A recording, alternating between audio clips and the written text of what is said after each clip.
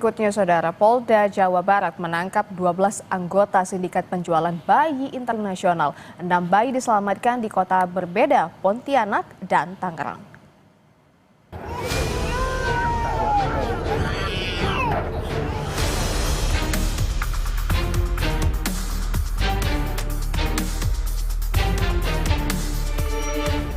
Dua belas tersangka anggota sindikat penjualan bayi internasional diperiksa oleh penyidik Direktorat Reserse Kriminal Umum Polda Jawa Barat.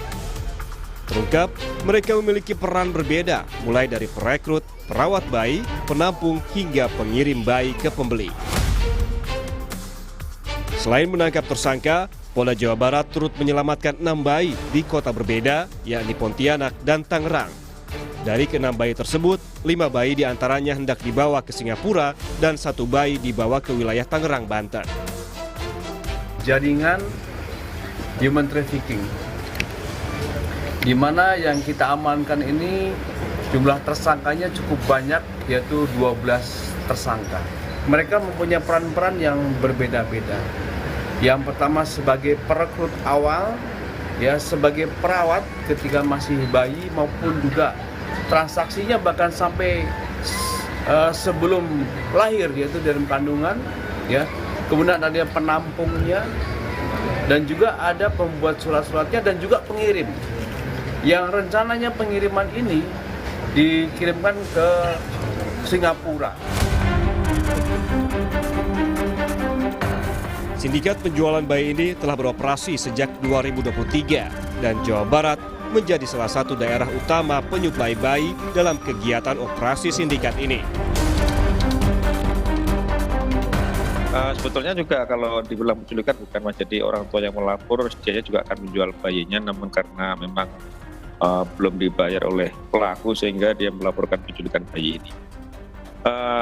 Modusnya dari perekrut ini, dia kemudian bayi ini dirawat selama lebih kurang 3 bulan. Kemudian setelah itu dia kirim ke Jakarta, dan dari Jakarta ini memang nanti ada yang memang diadopsi oleh orang lokal atau orang Indonesia sendiri. Kemudian ada juga yang nantinya kebanyakan dikirim ke luar negeri melalui Pontianak setelah dibuatkan dokumen-dokumen kelengkapan baik kependudukan maupun keimigrasian. Pengungkapan kasus bermula dari laporan kasus penculikan anak yang kemudian diketahui bukan penculikan, tetapi bayi tersebut telah diserahkan kepada sindikat namun belum dibayar. Direktur Ditreskrimum Polda Jawa Barat Kombes Surawan yang kami cuplik dari program Kompas Petang bilang 24 bayi telah dijual sindikat ini. Polisi juga menyebut kemungkinan tersangka akan bertambah. Kita masih berkoordinasi dengan pihak imigrasi terkait dengan perlintasan. Jadi berapa sebenarnya jumlah bayi yang dikirimkan, kemudian siapa-siapa yang berperan sebagai pengirim sana, karena memang tersangkanya cukup banyak dan kemungkinan ke depan masih akan bertambah lagi para tersangka yang lain yang sedang kita dalami dari tersangka-tersangka yang sedang kita ungkap sekarang ini. Pola kerja sindikat perdagangan bayi untuk diperdagangkan setidaknya ada 2 cara. Pertama, mendekati orang tua yang akan melepas bayi dengan alasan ekonomi. Lainnya adalah lewat penculikan bayi. Bayi kemudian ditampung di markas sindikat, kemudian mencari pembeli. Polisi menemukan para tersangka memperdagangkan bayi ke Singapura dan Tangerang, Banten.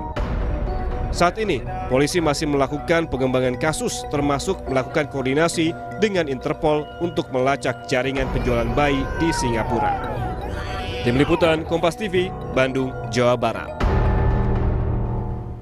Untuk mengetahui informasi terkini penanganan kasus sindikat penjualan bayi internasional, kita langsung bergabung dengan jurnalis Kompas TV Fida Alatas dan juru kamera Abdul Rohim di Mapolda Jawa Barat. Selamat siang Fida, 12 orang ditetapkan sebagai tersangka dengan berbagai peran. Lalu bagaimana status orang tua yang menjual bayinya? Ya, Bella dan juga saudara, polisi menyebut bahwa masih ada keterbukaan kemungkinan bertambahnya jumlah tersangka dari kasus penjualan bayi ini. Apalagi kalau kita melihat keterangan kepolisian dari Ditreskrimum Polda Jabar pada Selasa lalu yang menyebut bahwa sebagian besar dari bayi-bayi yang kemudian diambil oleh sindikat penjualan bayi ini merupakan hasil dari penjualan dari orang tua mereka. Itulah yang membuat kemudian kemungkinan tersangka bertambah ini terbuka. Informasinya hari ini Bella dan juga saudara kepolisian dari Ditreskrimum Polda Jawa Barat ini juga akan menginformasikan terkait adanya jumlah atau adanya penambahan jumlah tersangka baru. Namun memang masih belum diketahui apakah tersangka tersebut ini berasal dari salah satu anggota sindikat ataukah dari orang tua yang kemudian menjual bayinya kepada sindikat untuk kemudian dilakukan jual beli. Karena kalau kita melihat atau mengacu pada aturan tepatnya pasal 83 Undang-Undang Perlindungan Anak, di mana setiap orang yang melanggar ketentuan sebagaimana untuk melakukan, menyuruh dan juga turut serta melakukan penculikan atau penjualan atau perdagangan anak ini dapat dijerat dengan paling sedikit 3 tahun penjara dan paling maksimal 15 tahun penjara. Kita akan langsung tanyakan saja kepada Dirkrimum Polda Jabar, ada Pak Kombes Surawan di sini. Selamat siang, Pak. Selamat siang, Mbak. Informasinya ada tambahan jumlah tersangka di hari ini. Ya, tadi malam kita ada tambah tersangka karena memang ada tersangka yang keluar negeri, kemudian kita lakukan pencekalan. Dan kemarin kebetulan tersangka kembali melalui Bandara Soekarno-Hatta sehingga diamankan oleh rekan-rekan kita imigrasi di Bandara Soekarno-Hatta. Artinya ini adalah bagian dari sindikat begitu? Betul, dia adalah bagian dari sindikat yang mempunyai peran dia mengumpulkan atau menampung para bayi. Untuk terkait orang tua bayi yang melakukan penjualan, Pak, apakah itu juga didalami?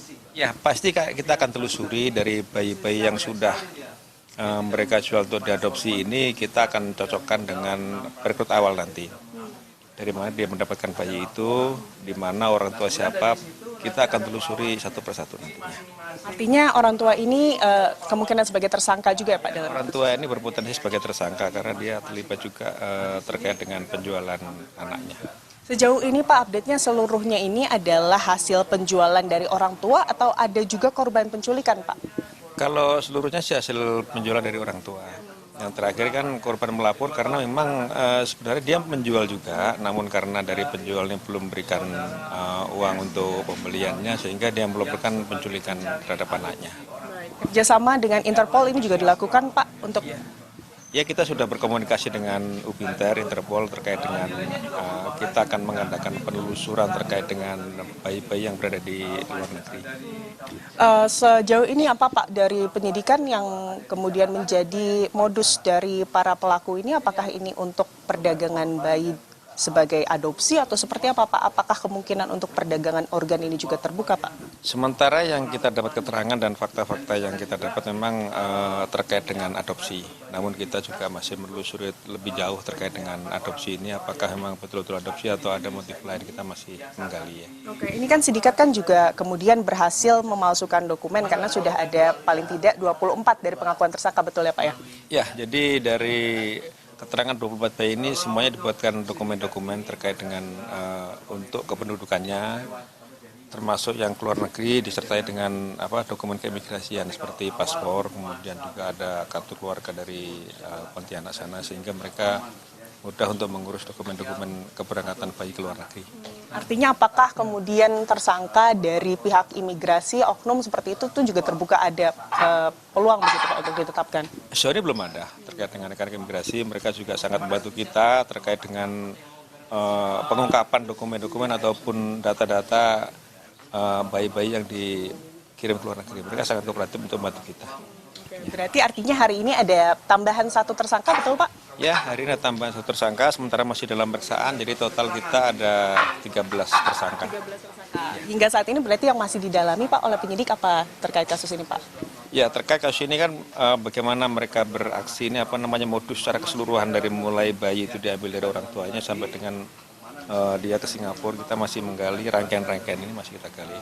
Nah, kita masih mempelajari dokumen-dokumen, kemudian juga hasil forensik dari alat komunikasi mereka. Kita temukan banyak bayi di handphone mereka. Foto-foto bayi kita akan urus satu persatu. Kita hari satu persatu, ini bayi dari mana asalnya, dikirim kemana. Karena informasi juga ada dikirim ke tempat lain, ke Surabaya. Artinya perdagangan orang atau perdagangan organ ini juga masih terus didalami juga ya Pak? Ya, kita masih dalami apakah ini murni perdagangan untuk adopsi atau ada motif lainnya. Seluruh tersangka ada ditahan di Polda Jabar? Ada tadi Polda Jabar. Ya. Ditahan di Polda Jabar. Mungkin Pak, untuk kondisi ke-12 bayi ya Pak? Ke-6 bayi. Baik, ke-6 bayi ini seperti apa Pak saat ini kondisi? Terus saat ini bayi dititipkan di panti ya, bayi sehat. Sampai saat ini kondisi bayi masih dalam keadaan sehat semua. Di sana dirawat dengan baik ya.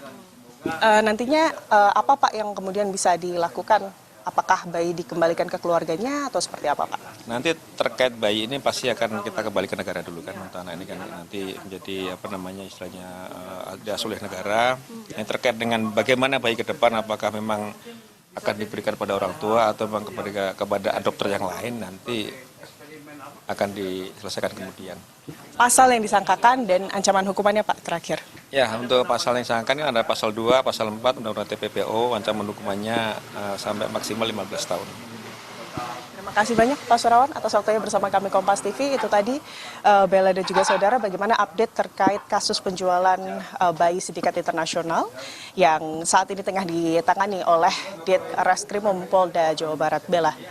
Baik, terima kasih atas laporan Anda, jurnalis Kompas TV Vida Alatas dan Abdul Rohim langsung dari Polda Jawa Barat. Sangat bertugas kembali dan terima kasih.